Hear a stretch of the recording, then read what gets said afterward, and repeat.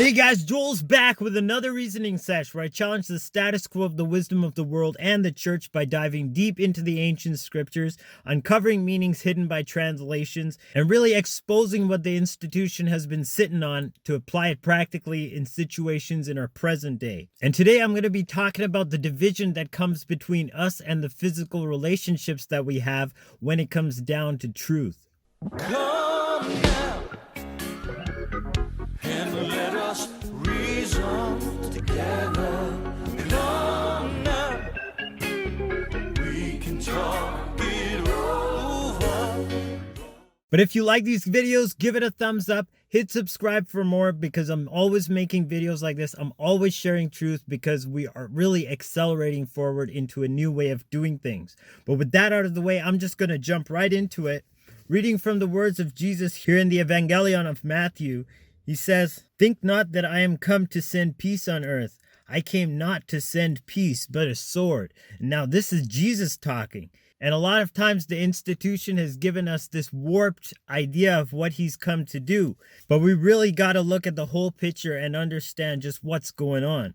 "For I am come to set a man at variance against his father, and the daughter against her mother, and the daughter-in-law against her mother-in-law. And a man's foes shall be they of his own household." Wait a minute, how can he be saying this when he came to love all of mankind? Because if we back up a bit, we realize the seriousness of this, where he says, "And the brother shall deliver up the brother to death, and the father the child, and the children shall rise up against their parents and cause them to be put to death. And you shall be hated of all men for my name's sake, but he that endures to the end shall be saved." When we really understand what Jesus' name represents, of course, in the Evangelion of Luke, he prophesied from the oracles of Isaiah over himself when he said, "The Spirit of the Lord is upon me, because he has anointed me to preach the gospel to the poor. He has sent me to heal the brokenhearted, to preach deliverance to the captives and recovering of sight to the blind, to set at liberty them that are bruised, to preach the acceptable year of the Lord." But in doing this, he's actually going to turn people against each other. Even your most trusted family members are going to be against what you're doing. Why is this? What is that real essence that liberates? In the Evangelion of John, he says, "And you shall know the truth, and the truth shall make you free." That truth is what really liberates us and brings that spiritual freedom. And that, of course, is embodied in Jesus, because he said, "I am the way, the truth, and the life. No man comes to the Father but by me." So we have to tap into that to get into the real essence of who Source is. So it's a process of spiritual growth, and one thing leads to another, even if we don't see it that way. It's like, suppose you just want to go into a certain closet in this house. Well, to get there, if you're on the outside, you got to go through the front door. And when you enter the vestibule or the lobby or the landing or whatever, it doesn't exactly look like that closet. You might have to go down the hallway and then open another door. Or when you go into the bathroom, you're walking through another door, and even that doesn't get you to the closet. It doesn't look like the closet till you open that closet door, and then you see, whatever towels or ironing rack or whatever you're looking for. It's there, but you have to go through all these other doors to line that up. But when we tap into this essence of who we are and what's really going on inside of us, we come full circle back to the first verses I shared, which is, it puts you at odds with people that were all around you all this time.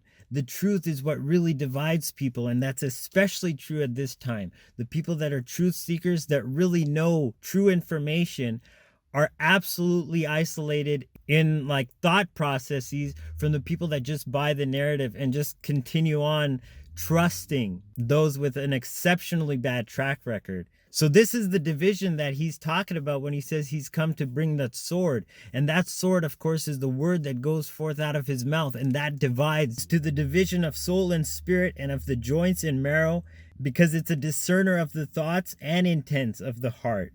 Everything is bare and exposed in the light of absolute truth. So just be on the right side of history. Don't choose what's easy just so that you can cop out of something, instead of standing strong and really from your inner being, creating, manifesting, really bringing to pass a new way of doing things.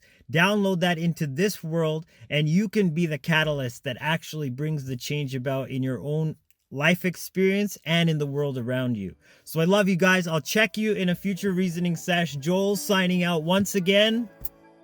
Agape, Salaam, Namaste, Shalom.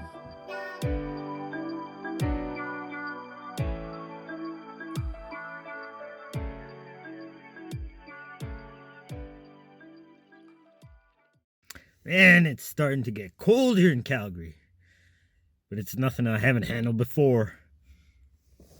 We got this. Starting to see some snowflakes out there as well.